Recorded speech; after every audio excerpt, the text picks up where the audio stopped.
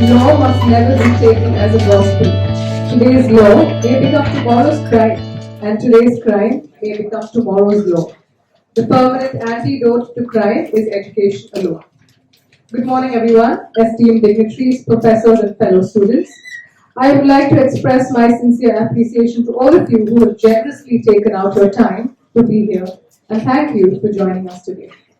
I am Maria Thaki, a fourth-year student of BBA LLB. On behalf of CMR University School of Legal Studies, welcome you all to an engaging session on criminal law reforms, the key changes and perspectives.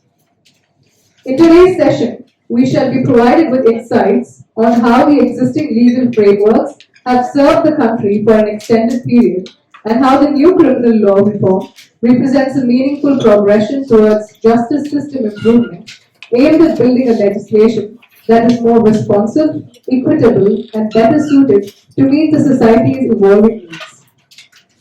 We are honored to have with us today a dedicated public servant and expert in the field of economics and law, Mr. Ashit Mohan Prasad. We welcome you, sir.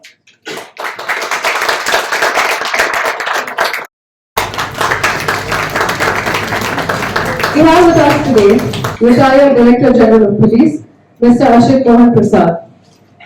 So I have completed his Masters in Economics at the Delhi School of Economics and LLB from Bangalore University, and holds a Masters in Business Law from the National Law School of India University, Bangalore.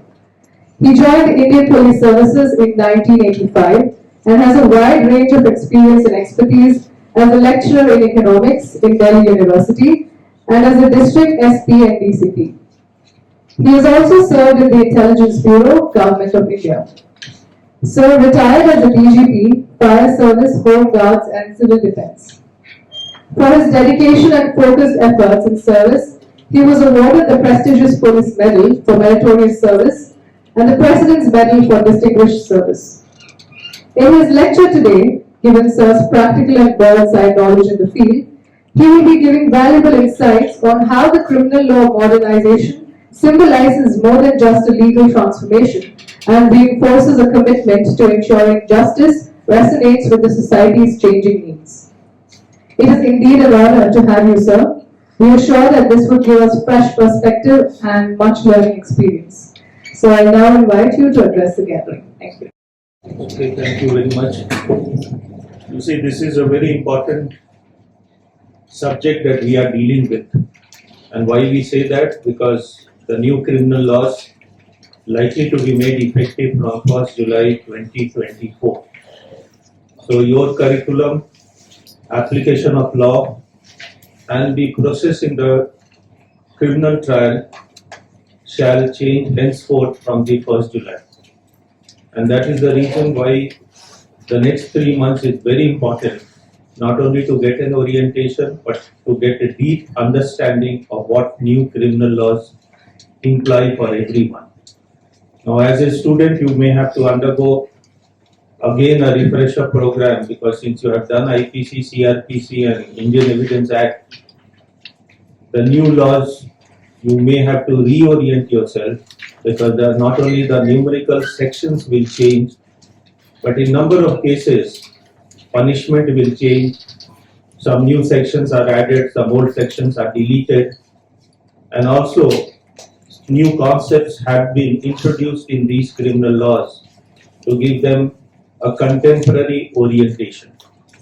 Now, what is contemporary orientation? Because you are all aware that the IPC was a 150 years old act, and similarly CRPC last amended 1973, and Indian Evidence Act again more than 100 years, 1872 or something like that. So if you see the background of all these laws, there was an urgent need to reorient, amend and bring fresh changes into the criminal laws. Now, why do I say that? Number one, the British legacy had to be removed. Number two, as society develops, law must change. And as you are all very well aware, there is always a constant debate whether law changes the society or the society changes the law. sometimes you will find the law changes the society. And the classic example is the practice of sati in 1872. Before that, it was a confirmed social practice. But after it was banned, it became a taboo and gradually it disappeared from our society. And that is an important case law saying that law changes the society. Now, if the law is very, very futuristic and does not address the contemporary requirements of the society, you will find the adaptation becomes very difficult. What happens is we foresee a lot of things which may not be present in our society at the moment. How do we see this dichotomy being resolved? It becomes difficult, and there the efforts of law practitioners, the efforts of people who apply law, and the people who adjudicate law, their role becomes very important. And they always add new dimensions to the law. If the law is archaic, not suitable, interpretation keeps changing. That is why we always say law is an organic subject. Although it is very well written, the statutes are given, but the interpretation can vary always. People may interpret, and that is why we always go by what the interpretation of our court of records say to us. We read the statute at one side, but we also refer to the interpretation given by the court of records, which in our case is High Court and Supreme Court. Therefore, always remember whatever statute is there, the interpretation, the application, and the adjudication becomes very important for our clear understanding of law. Now, you are all aware that the motive behind this change in criminal law is that the earlier law was highly retributive, highly punitive. It was made to control the citizens of our country. And the avowed principle followed to amend the new laws is that it should be victim-centric, it should be justice-oriented, and the punishment should not be retributive but reformative. And this all you must have read when you do the theories of punishment. Now, why a reformative punishment is required? You all are aware that nobody is a born criminal. Circumstances changes a person to become a criminal, and he should not be condemned, and he should always be given an opportunity to revert back to the society, join the national mainstream, and become a reformed citizen of our country. And with that practice or that ideology in our mind, we keep changing the criminal laws, we keep altering whatever is required to be altered. Now, if you see, let me give you an instance before I come to the presentation. You see the condemned prisoner, what we call people who get a death sentence. And you may have also seen what is a death sentence. Now, death sentence, the first principle that was adopted for giving a death sentence was the rarest of the rare cases. That was the first principle. And this was who framed this law? It was framed by the Supreme Court in a famous criminal case, which you may be aware, Bachchan Singh. Similarly, later on, add-ons kept happening to the death sentence. What was the add-on? The mitigating and the accentuating factors. Whether a person can improve, cannot improve, those were the factors to be taken into consideration while giving a death sentence. And then the third aspect, very recently, our former Chief Justice of India, before his retirement, Justice Lalit, he added another dimension to this death sentence. Every condemned prisoner must undergo a psychological test. And only when the psychological test reveals that he is not likely to lead a normal, reformed life, he should be awarded a death sentence. Now, if you read the IPC, you will find in so many sections of law, death sentence has been prescribed as one of the punishments. But then the question comes, can you arbitrarily grant a death sentence to every person who has committed an offense? And that is where the Supreme Court gave one of the very beautiful, it did not delete the death sentence from our statute, but it gave an interpretation where giving a death sentence becomes highly, not improbable, but highly rationalistic. You must justify why do you give. That is why, as I told you, law is an organic, it keeps growing, interpretations are added, and that is how we keep learning law on a day-to-day basis. What you do in classroom today in your course of 5-year or 3-year LLB, you may find a lot of things change once you start becoming a practitioner of law.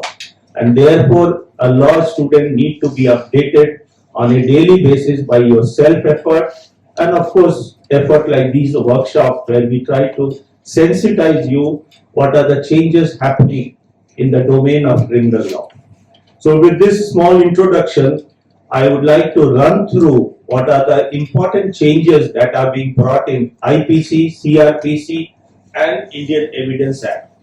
Now let me, before I come to the slide, also tell you the major emphasis in criminal law this time has been, as the government puts it, number one is technology driven. That is the first thing. If you read all these basic laws, which is likely to come up soon, the technology has been given maximum importance. And what is technology? They have redefined the definition of document.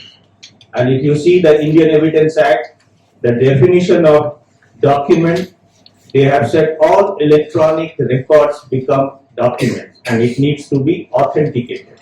Because today we are living in an era where electronic documents can be created, recreated as per your requirement, what we call customized. And that is what is artificial intelligence. If you see, it can create a lot of electronics. So there has to be a caution when you see an electronic record. Lot of things can be morphed, lot of things can be created. Therefore, electronic record cannot be taken as a gospel truth. But the new criminal laws has put extreme importance to all these electronic records that is not only captured on the CCTV, laptop, your desktop or your mobile telephone, but any electronic evidence, even a download from a news channel becomes an admissible evidence. So that is a very fundamental change that is likely to take place. Number two, lot of definitions have been redone. Number three, sentences have been increased or reduced. Like what you saw 2 months back, All India Motor Transport Strike in India. What happened? They said all rash and negligent driving leading to the death of a person can attract a punishment of 10 years. What we erstwhile IPC says 304A. Now if you see 304A, the maximum punishment is 2 years. It's a bailable offence. But in the new law, it becomes a non-bailable 10 years imprisonment. And that is why the Motor Transport Association of India went on a massive strike. And then the government had to withdraw and keep it in a suspended animation, that particular section of law. Because any accident due to rash and negligence, if you put it at par with a murder or a culpable homicide, it really becomes highly regressive statute in the law books. Therefore, the government is having reconsideration. And that is why such statute needs to be interpreted in terms of the contemporary. Otherwise, you will not get any driver to drive your vehicle tomorrow. All of them will give up. They will say, we are not unable to bear the, what you call the criminal liability of driving. Therefore, that was the second option where punishment has been raised in number of cases. Number three, one important concept of punishment that has emerged in the new laws is community service, which so far we did not have in our IPC or CRPC. We never had community service. For certain offences, you can have community, which is again a term borrowed from the Western European countries. India so far had no community service as a matter of punishment. The fourth aspect is forensic science. It becomes very important that all cyber forensics expert must visit a scene of offense to collect as much scientific evidence as possible. And that is a very good landmark that is being introduced, because now as science and technology develops, criminal laws must keep pace with science and technology. So that is a fourth important aspect. And the last important aspect in CRPC. If you recall 201 CRPC, where a magistrate has a power to take cognizance suo motu ex parte. Why do I say ex parte and suo motu? On the basis of an affidavit filed by a person and a complaint to the magistrate, he can take cognizance. Now this has been amended in the new laws. It says the accused must be given a chance to represent before you take a cognizance, particularly in case of a public servant who face lot of frivolous, vexatious complaint against themselves by a magistrate referred case. They will have to hear the public servant, and number two, they will have to take a report from the government before cognizance is taken. So I think these are the very important and good points that will be emerging in the criminal laws. The criminal laws should always be based on the concept, what we call in economics, equity and efficiency. Always remember, this is the fundamental of our existence in life, equity and efficiency. And this is what the criminal law tends to promote. Equity means equal application to each and every citizen of India. There should be no prejudice, no bias. Even if you are a public servant, you should have an opportunity to defend yourself. Equity and efficiency, of course, time bound. It should be covered within a criminal case today takes on average 20 years to close. If you have efficiency in the system, it must close faster than necessary. Why is it necessary? Because you cannot lead a life of condemnation just because somebody lodged a complaint against you. And that is where I appreciate the new criminal law, because a lot of timeline has been given. And one of the important timeline given is investigation must be closed within 90 days. That is a very important. Only under exceptional circumstances, investigation should proceed beyond 90 days. Number two, that magistrate permission is required if you are allowed to continue investigation beyond 90. Now what used to happen now? One of the important drawbacks of our present criminal law was a case is filed, FIR is filed, and for next 10 years you don't know the progress. It hangs like a hanging sword on your head. Any day the SHO decides to take action, you are out, you are inside, and you never know what is the progress. It's like a dangling sword on your head. Now I certainly appreciate this 90 days, and I hope the timeline is followed very, very strictly. Number two, cognizance by the magistrate. Again, a deadline and timeline has been fixed. Number three, giving copies of the police report or an investigation report, timeline has been set. If you are committing for trial, timeline has been set. You will come across when you read the CRPC. Now all these are very, very good and fundamental changes. It brings about efficiency in the system. And if a person is brought as a witness in a case of 10 years and above, the magistrate as a mandatory rule must record his statement. You cannot harass him by asking him to come another day. So all these are very, very fundamental changes. And I wish if the timelines are followed, the kind of harassment, the kind of vexatious, frivolous complaint that a person faces today on the basis of an FIR can be reduced, and you can get a clean sheet and you can lead a normal, peaceful life, because criminal cases become a harassing factor. And that is the reason why I think a lot of effort have gone in drafting these new laws, which you will see in course of the presentation. So let me now start. We will run through. We hope to do it within an hour of our lecture. We don't want to put it beyond, because everything cannot be condensed in one class. You will find that this will become a part of your curriculum in your next semester or whenever you do the criminal laws. So I would be just highlighting and running through, although there are a number of slides, but we shall be running through for your information and knowledge. Okay, so we will run through most of the things we will be talking in course. Purpose of justice is not punishment. Justice involves victim accused, adherence to constitutional values, laws made by parliament. All these are general principles, so we don't get into too much. Victim-centric laws, zero FIR, EFIR, faster trial, progress of investigation. Now, There is a lot of misconception on zero FIR. Please remember, zero does not mean null and void. Zero means if your victim is at any place in India, he or she can file an FIR. He or she should not come to the place of occurrence to file an FIR. That is what is called a zero FIR. And what is a zero FIR? The FIR shall not be numbered in that out of jurisdiction police station. It shall just be taken on record and transferred to the jurisdictional police where the offence has occurred. That means we are back to square one. Investigation shall be done where the offence has been committed. But then it saves the problem to a victim not to get into this problem of going and lodging, because sometimes hostile situation prevails at the place of occurrence. He or she may not be safe to lodge an FIR. Therefore, the concept of zero FIR has been put in the new criminal laws, and EFIR is electronically you can lodge an FIR. But you always remember, FIR under the present 154 CRPC, signature of a complainant is mandatory. You cannot just send an SMS or you cannot just send an email.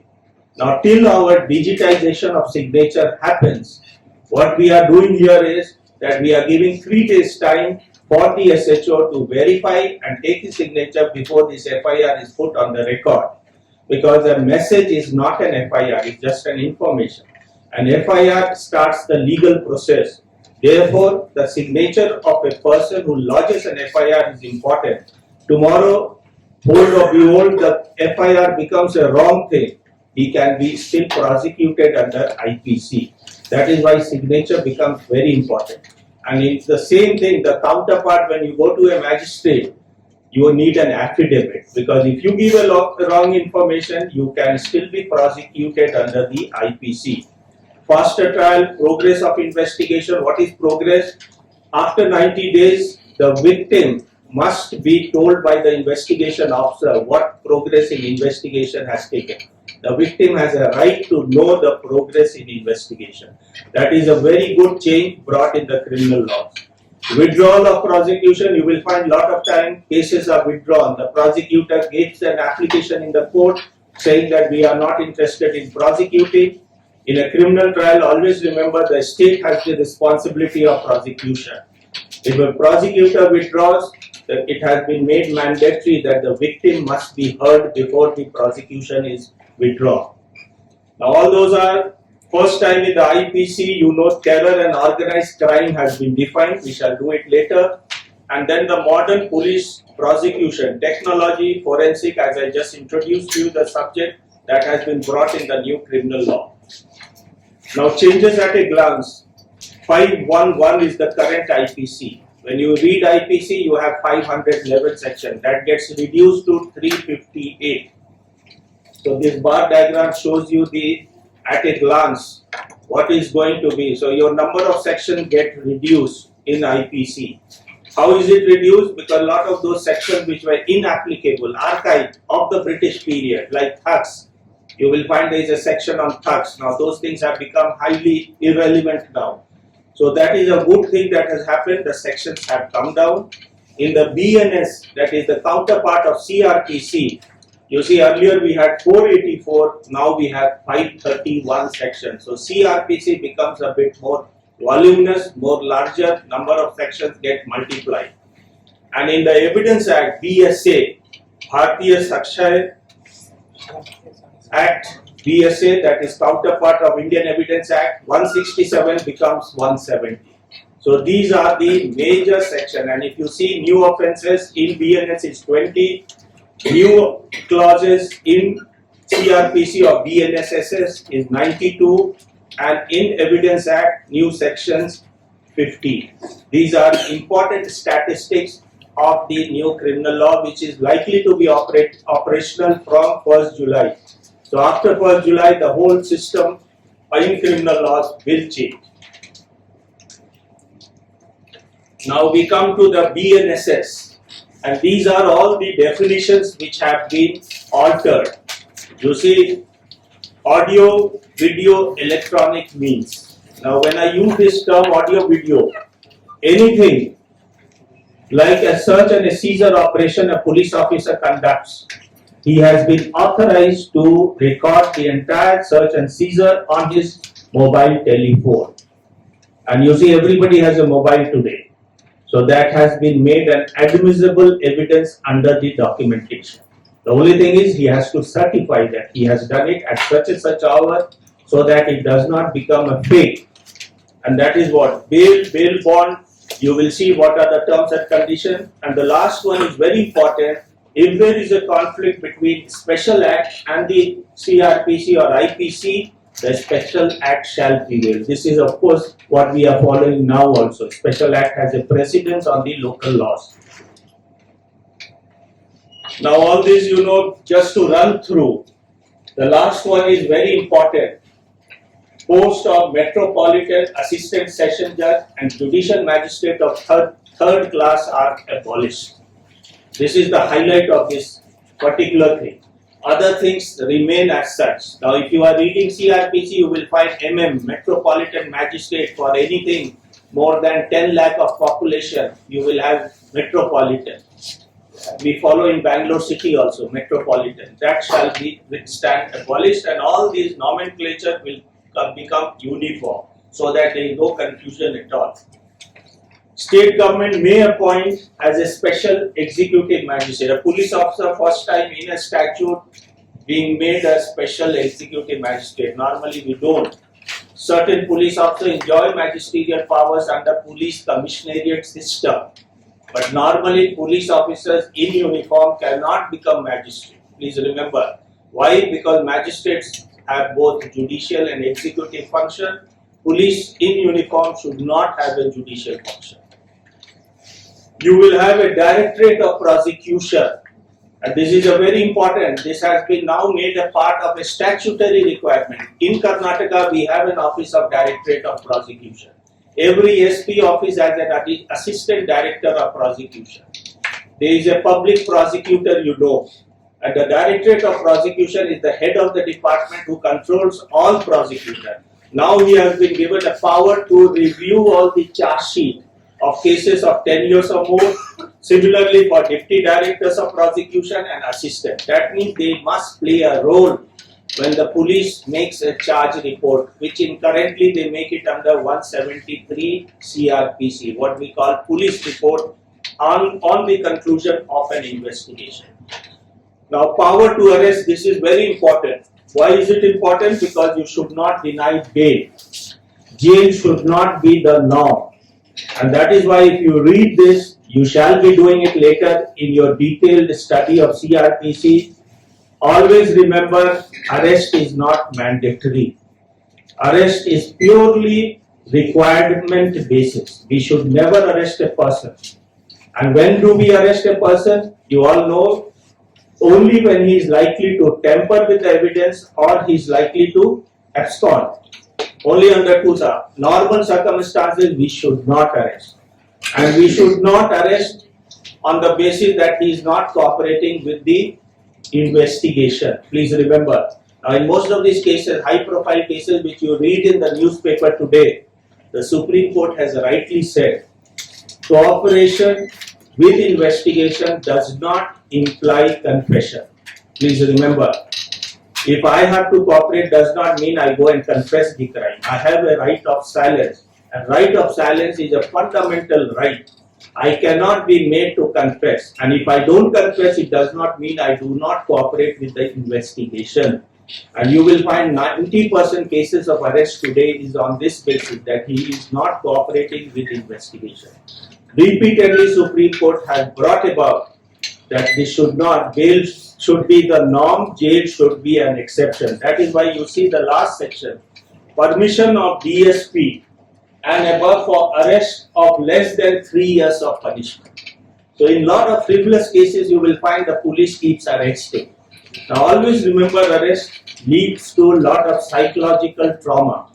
You may not get killed or you may not die, but the problem is it leads to a lot of loss of self-esteem. Your survival in society becomes very, very difficult. People lose their self-pride, self-esteem. Therefore, the last one is very important. Permission of DSP is important. No constable, no head constable should arrest somebody just because some case has been made on it. Information to arrest. Now, please remember, in the DK Basu case, lot of guidelines were issued, and I think those guidelines have been institutionalized in CRPC now.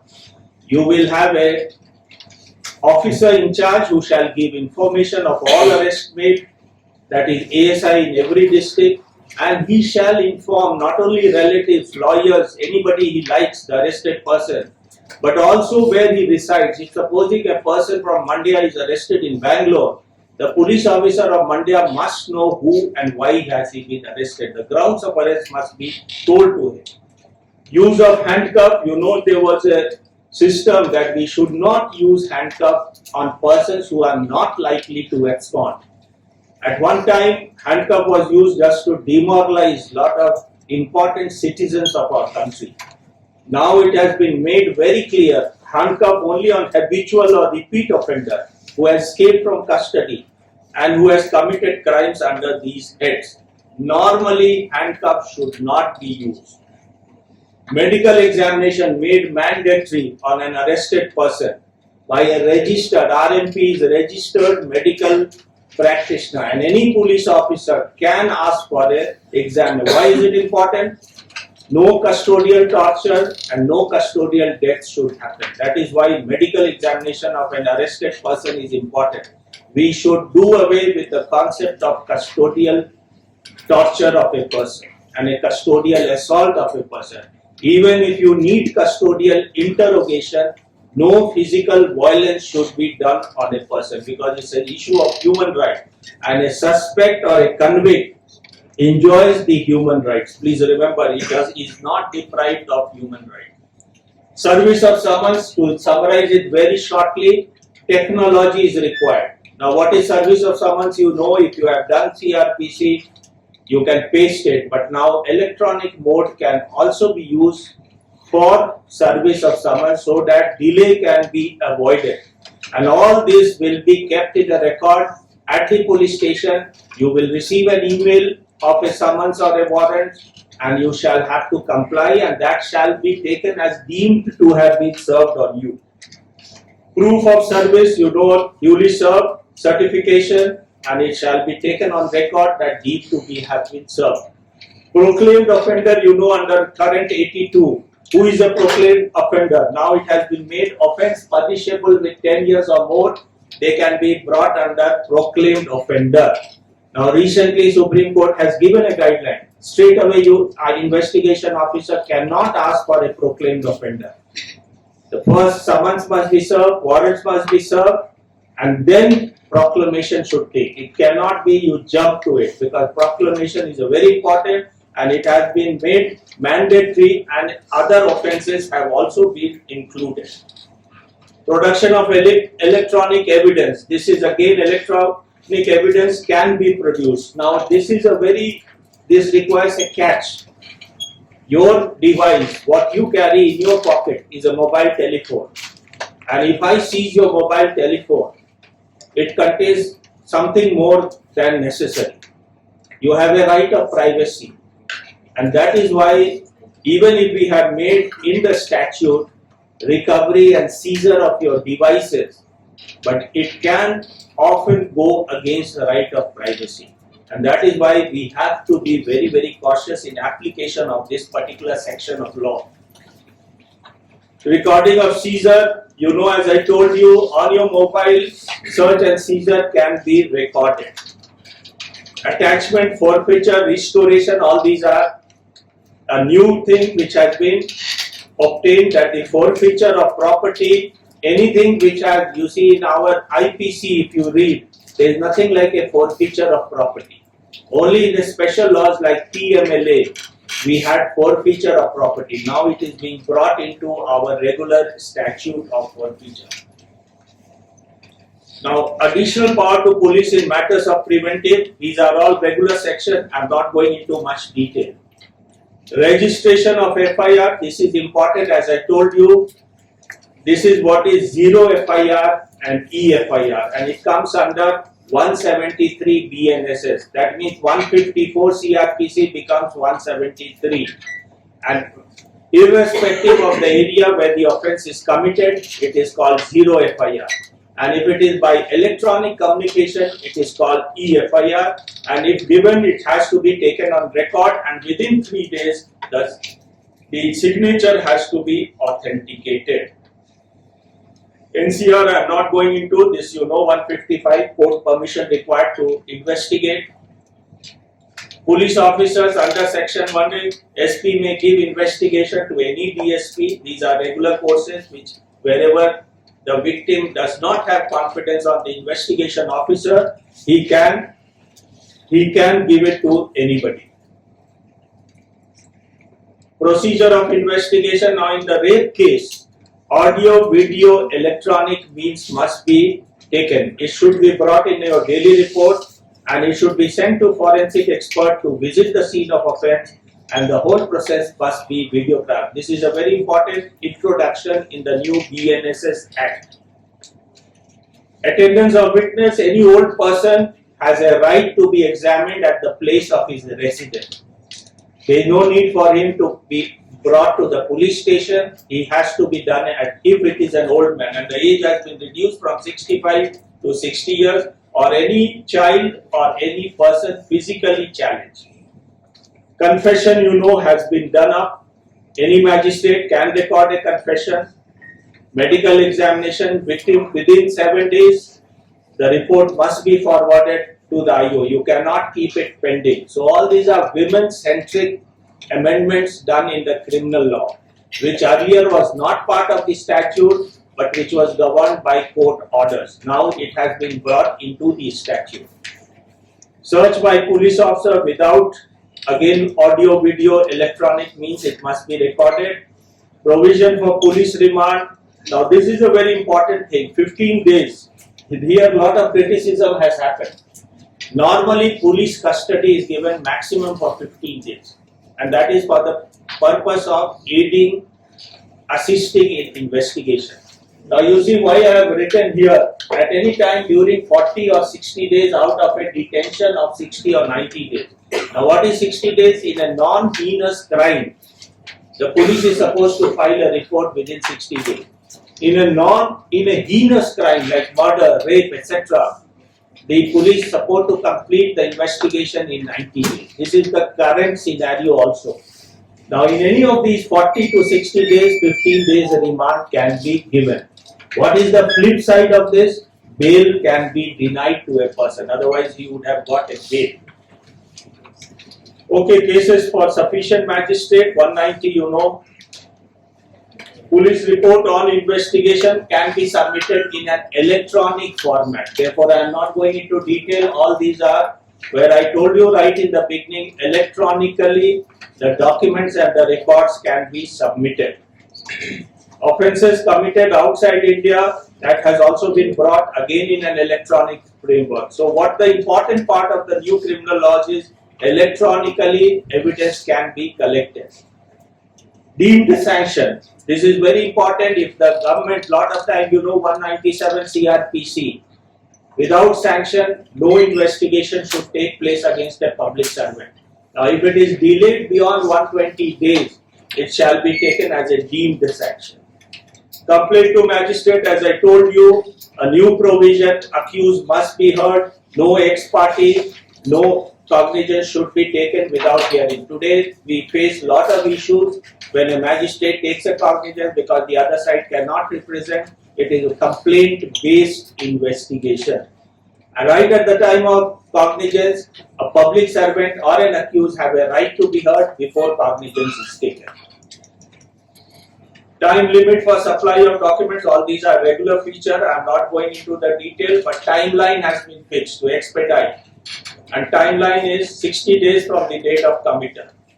Now it is again time limit for framing of charge, all this 60 days for framing of charge, plea bargaining 30 days, all these have been given as a timeline.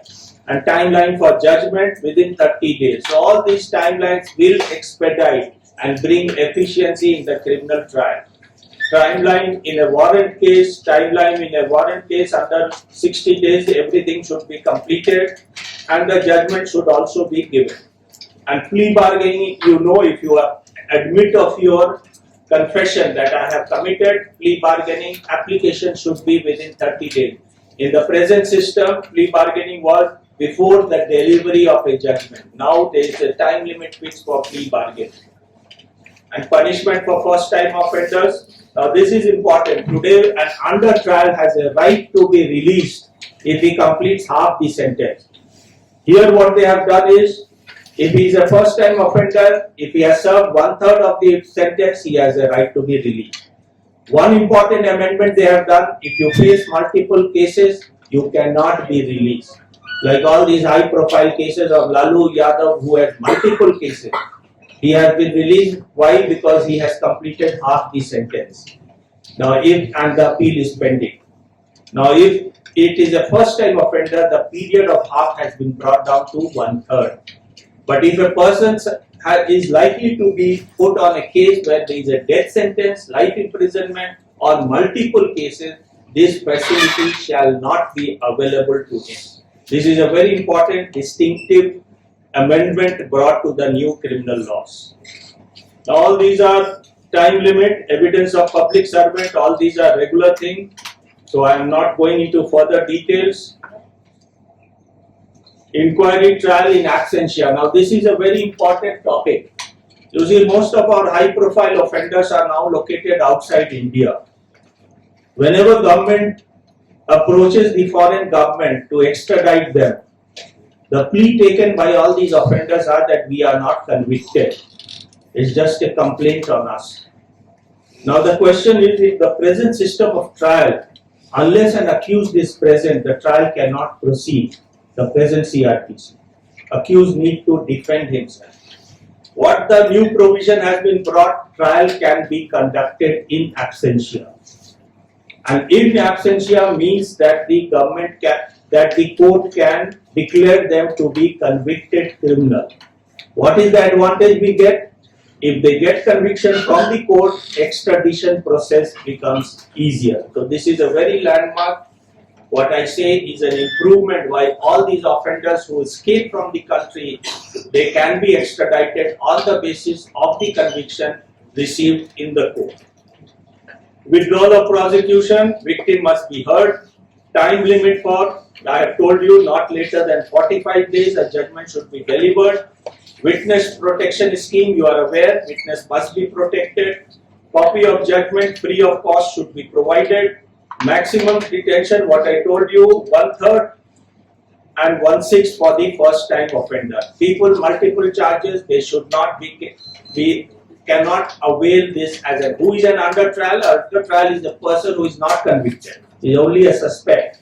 And you will find all these people who are in the jail today, like our ex-Deputy CM of Delhi, Sisodia and others. All of them are under trial. Now the question will arise, can they avail this facility?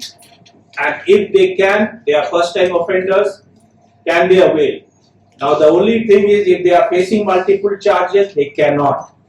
If the case on which they have been booked has a life imprisonment, they cannot.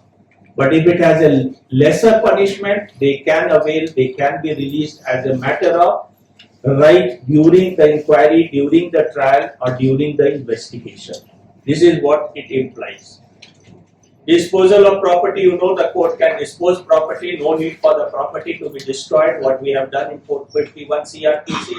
Limitations, trial proceeding in electronic mode, where accused can depose from the jail on the basis of electronic. Witnesses can depose electronically, there is no requirement that they should be physically brought to the court. Repeal of the sex savings. This is very important, the last part of the BNSS. Now, please see this. Appeal, application, trial, inquiry or investigation pending before the date on which this Sanghita comes into force. All these proceedings shall be disposed, continued, held or made in accordance with the provision of CRPC as if this Sanghita had not come into force. Now this is a question lot of the students keep asking. the after 1st July, what will happen to the cases which are pending trial? And this is what is the clarification given in this particular 531. They shall be tried as per the old CRPC.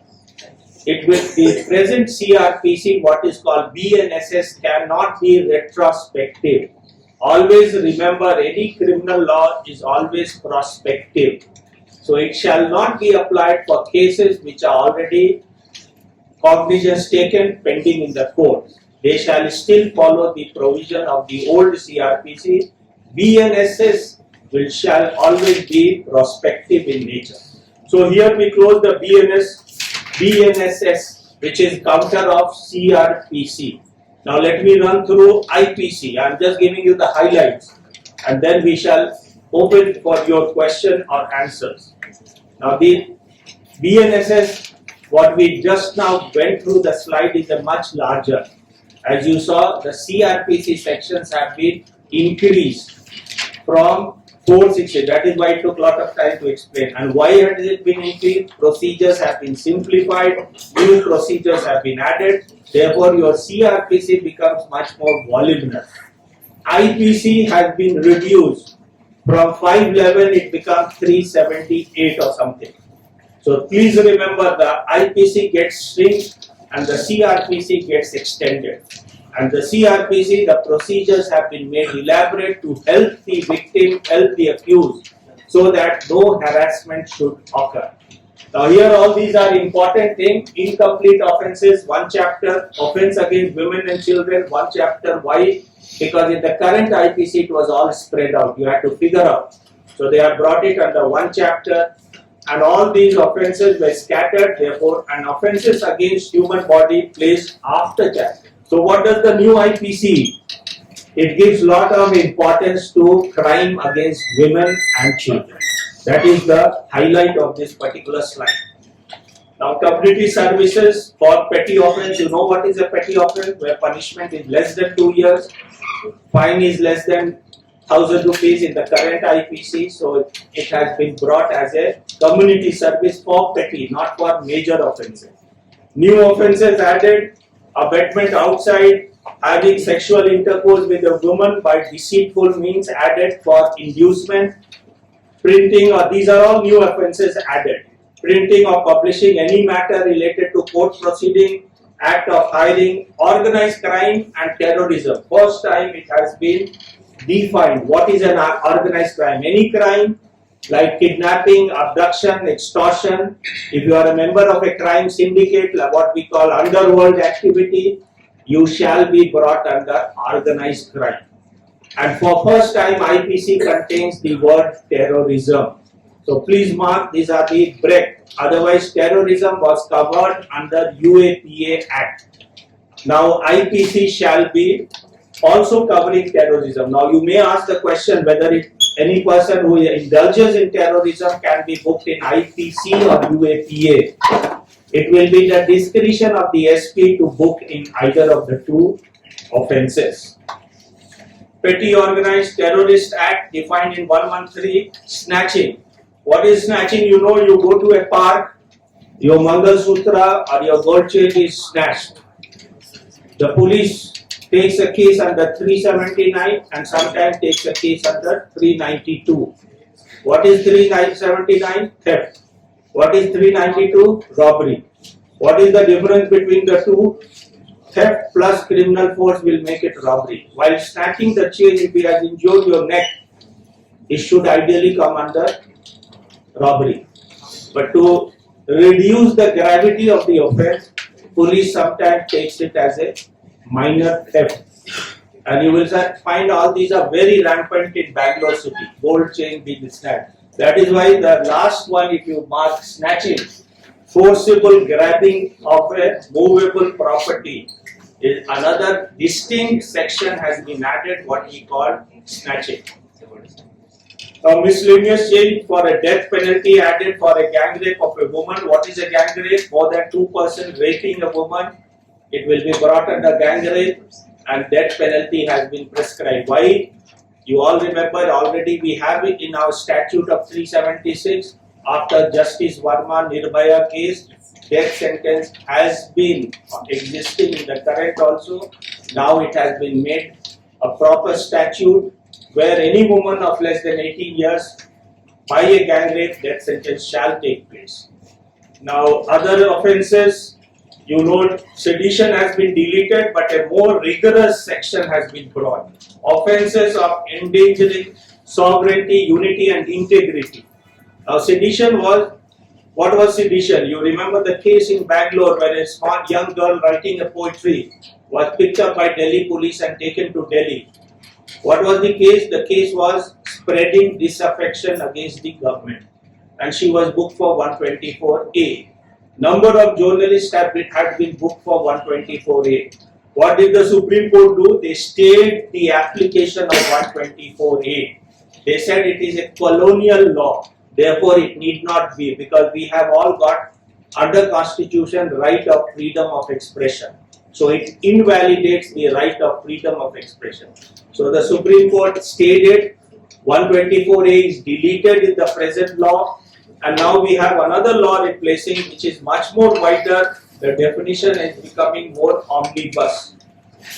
Attempt to commit suicide, again deleted, but if you go and commit a suicide before a public servant to prevent him from exercising his lawful authority, that shall be punished. So attempt to commit suicide is only for 3, not 9, but if you are doing against a public servant, it can be lead to punishment.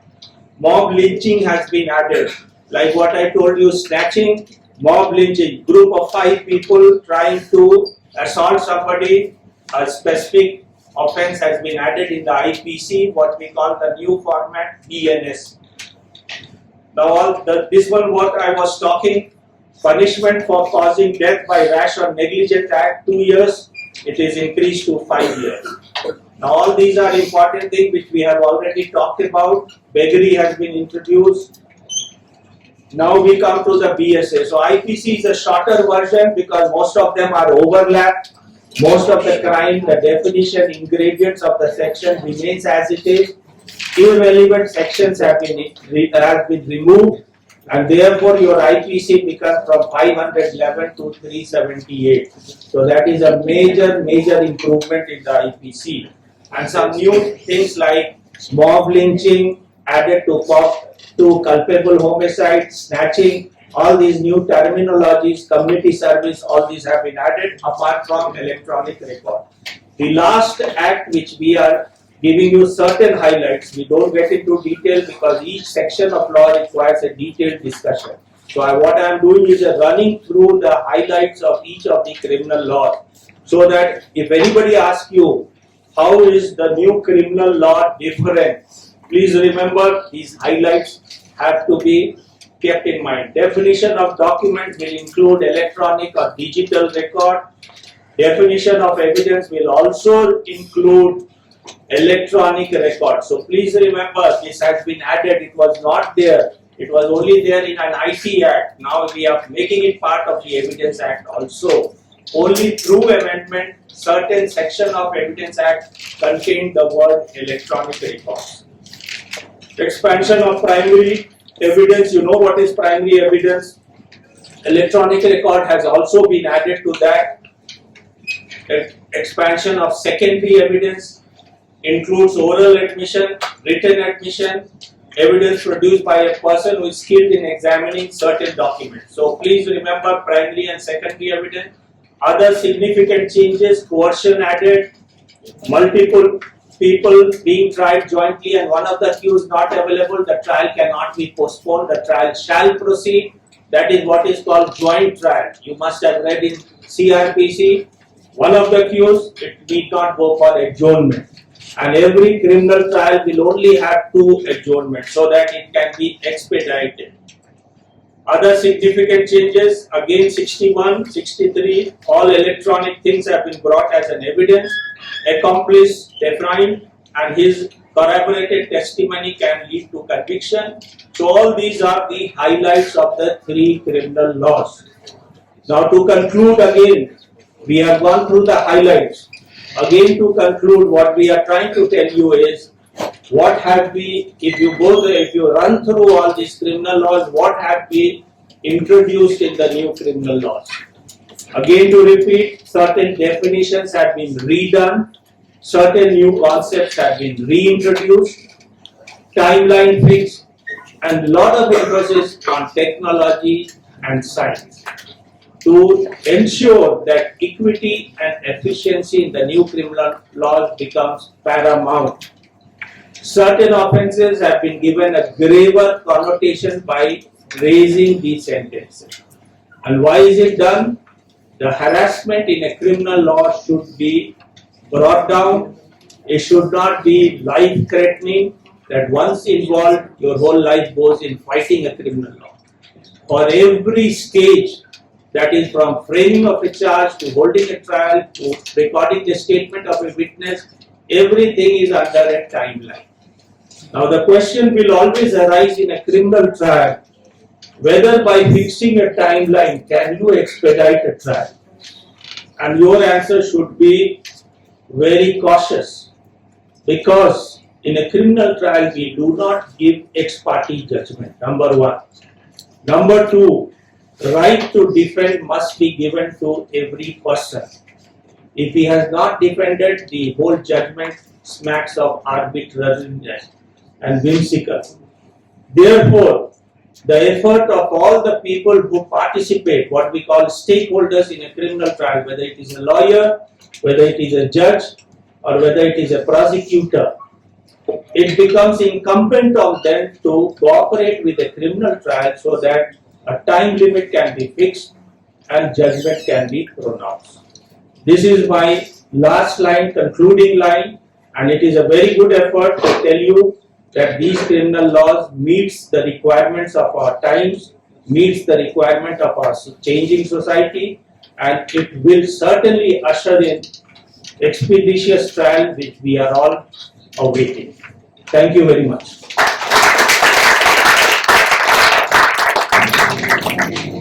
Thank you, sir. The dais is now open for questions. Any queries can be put forth. So my question is, what if a person arrested on the 30 June, which is on Sunday, and you told that the new BNSS or the BSA has been prospective effect, not retrospective effect, and the police take him into before the magistrate within 24 hours on 1st July. Will the BNS or BSA applicable, or the old CRPC, IPC or evidence will be applicable? You see, as per my knowledge goes, again subject to interpretation by the courts, the saving clause says date of complaint and date of arrest becomes the determining factor. So if he is arrested before midnight, then of course the old CRPC must be followed. If he is arrested after, you see, one more saving clause in this is that the discretion to implement these criminal laws have also been left to certain states. So some states may decide to implement it on a further date, may not be 1st July. This is the Government of India direction that you must start from 1st. But you know, all these criminal laws come under the domain of state government. So state government may choose an appropriate date to implement. But in the first phase, some states which I have not mentioned have been asked to implement from 1st July. So technically, you know, the date will decide the operation of BNSS. So your question is right, but then the timeline has to be ensured. And normally it goes by date of complaint, date of arrest. Thank you, sir, for such insightful information. So my question is, as you mentioned that the new laws are somewhat victim-centric, and it's a good thing.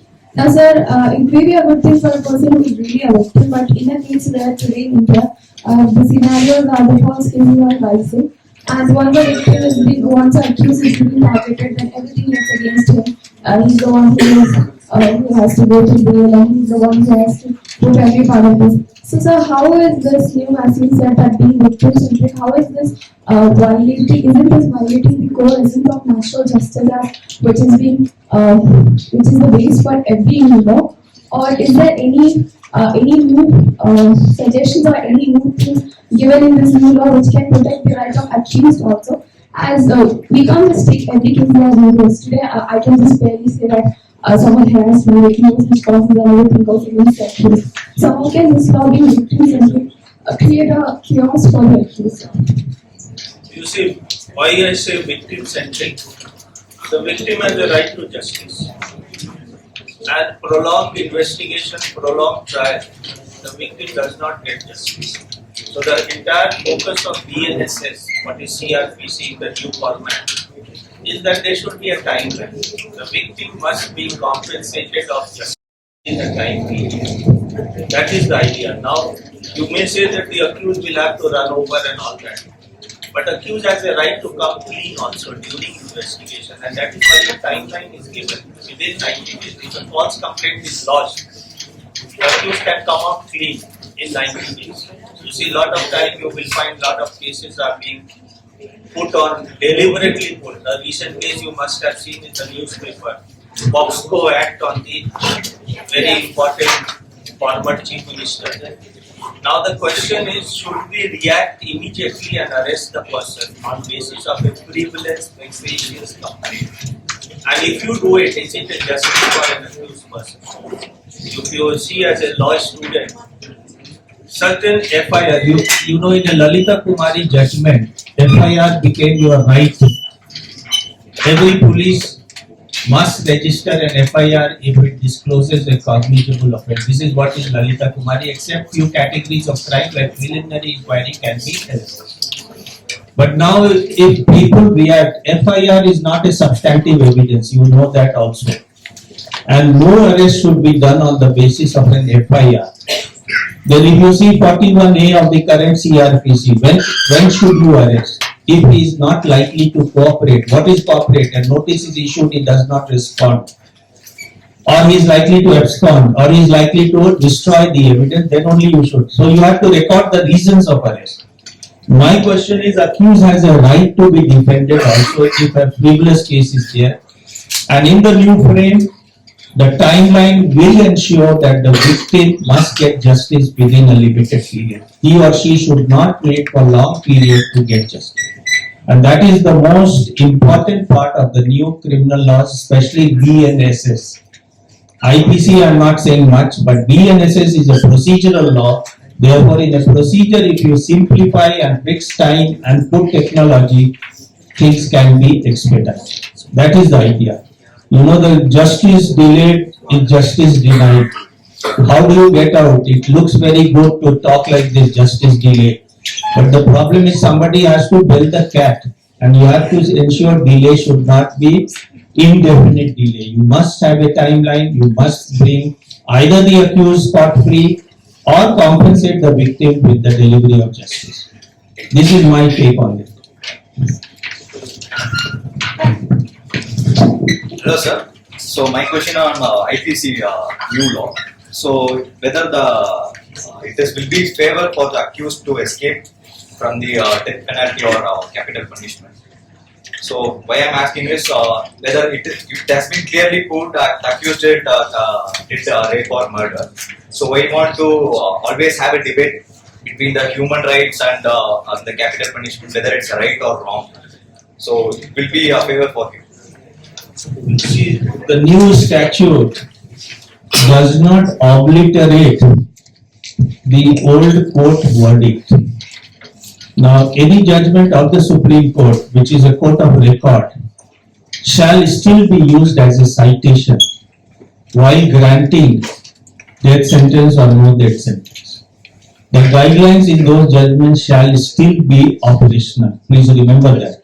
It's not that we are going to start from a clean slate on 1st July. All the guidelines by the Indian Supreme Court shall be applicable in whatever format. But you know, these citations of judgments are just a guideline. It is not that you are duty bound, because facts and circumstances of every criminal case varies. Now, whether a death sentence has to be given, again, you know, the principles adopted, what you call the ratio enunciated by the court judgment, need to be followed. And that shall still continue to be a guideline for all futuristic judgment of death sentence. Please remember, so new laws does not mean all the old judgment will get obliterated. there shall still be a guideline for the bench, bar, and for anyone practicing in criminal law. So before I shoot my question, first of all, thank you. This walkthrough was really helpful. And if possible, can we get the PPT, sir? Because it's a very neatly put all the content in a very comprised manner, so it will help us whenever need be. We can refer that. So I request the concerned team to please forward it to us. PPT is free for circulation. Please use it. Please enhance your knowledge. There is nothing like a copyright in that. It's all based on open public document. Kindly use the Thank you for that, sir. So my question is, it's not covered in this point what you said. Probably it remains same what it is as of now. So the question is related to a person. Let's say that there's a false allegation put on him, and there is a criminal charges framed on an individual. And later part, what happens is, let's say if he comes clean, still the record always live for life. Like the what I understand is that Supreme Court says that whenever you're going outside the country or any for that matter, police has the right to cross check like why that particular case was registered. So that what happens is like that's carried lifelong. Though you are free by the court, still you carry that for lifelong. So is there anything placed in place now to say that okay, that is not needed because you are you're set free? I mean, first of all, there was no charges at all. We're just a filing done. So my first question is that. My second question is that of all the changes what has done now to the all the three different acts, how exactly we are planning to take it forward to the general public awareness? Because even today, if you see, like I went for internship and after that I decided that I'll not go for litigation because I felt like the various adjournment what comes, I mean, they simply give a date which was not needed, and that is really bad. And now I see that there is a date put, the 90 days, which is very good. So this has to be taken to the general public as well. So how are we educating the general public on their rights? Like, A very good question. Let me respond to the first question. Whenever an FIR is filed against a person, it becomes a disability. Please remember. When you apply for a job, whether it is a government or a non-government job, they ask for your antecedent verification. You apply for a passport, they ask for your antecedent verification, what we call police verification. Now you need to give your own statement in the record that there is no criminal case pending against me. Tomorrow if that is negated, it becomes again a disability. Nobody should hide whatever it is on record. Now your question is, if he gets acquitted, what happens to his case? An acquittal is an acquittal. And if he is acquitted, he comes clean on it and it should not be a disability. Now the question is, if you see the trial procedures, if you do the CRPC, acquittal and discharge, and number 3 is withdrawal of case. Sometimes people are very nitty-gritty, whether the sentence is suspended, all this. But if it is a clear acquittal, there is no disability on any person from doing anything, whether it is a government job, non-government job, applying for a passport or whatever it is. So acquittal is absolutely clean sheet to you. FIR should also not be a disability till the offence is proved, but it becomes a disability because a complaint is lodged, and therefore pending FIR disposal, people normally have suffered. Now you see today's headline, Prince Harry in America, Donald Trump says that in his autobiography he says, I had drug abuse. Somebody asked Donald Trump, if you become a president, what will you do, since he is now a resident of America in California? And he himself has confessed that he was into drug abuse. He said, I will check the record at the time of entry into America. Did he disclose this particular fact or not? If he has not disclosed, then law shall take action. Now here is a confessional book written by Prince Harry, who has migrated to US, and he himself makes the confession that I was into drug abuse. Now the question may arise tomorrow whether it came on records or not. Now whether it was done out of jest, out of what you call easy talking, or was there some record of drug abuse? Now all these things become very important when you see legally speaking.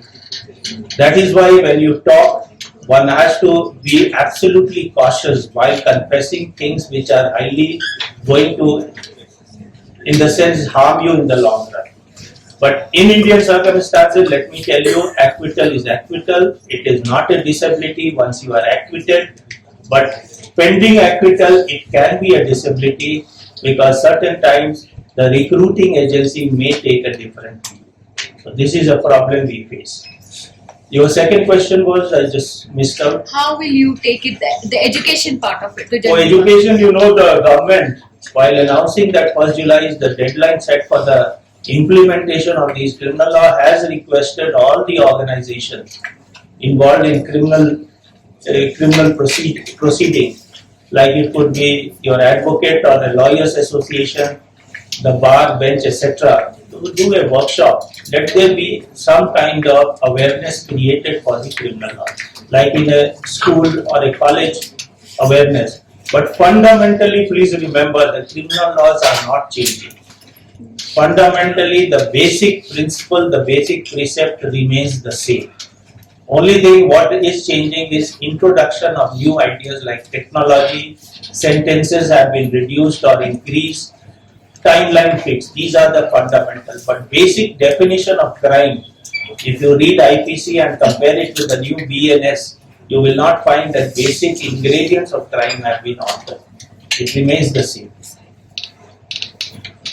So I don't think it will be a major handicap. Once it is implemented within a short period, people will start using it more frequently. The more you use, the more you will become adept at it. This is my take on the subject.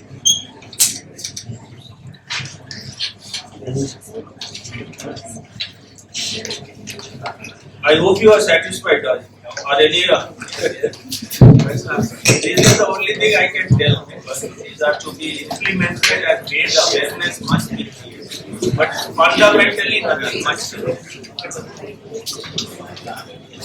Thank you, sir. As we have now come to the end of the session, I feel honored and privileged to extend my heartfelt gratitude as I propose a vote of thanks representing CMI University School of Legal Studies and the entire CMR fraternity here to express my sincere appreciation.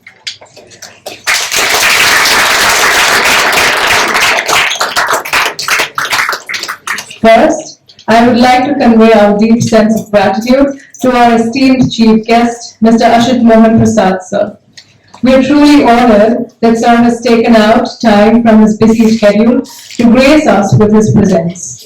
Your insights and wisdom shared with us serve as a great source of encouragement for our future endeavors. Your insights on the evolving landscape of criminal law were incredibly valuable.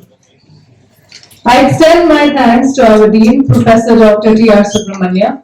His guidance has been invaluable and his constant encouragement has motivated us to excel.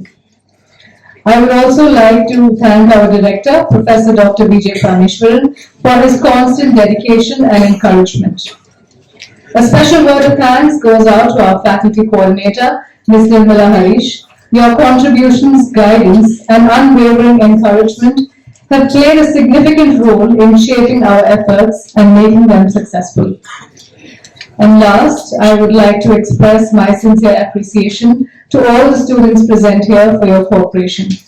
Your collective participation has contributed to the resounding success of this event. Finally, I'd like to leave you all by quoting Benjamin Franklin: "Justice will not be served until those who are unaffected are as outraged as those who are." Thank you, everyone. Have a great day ahead.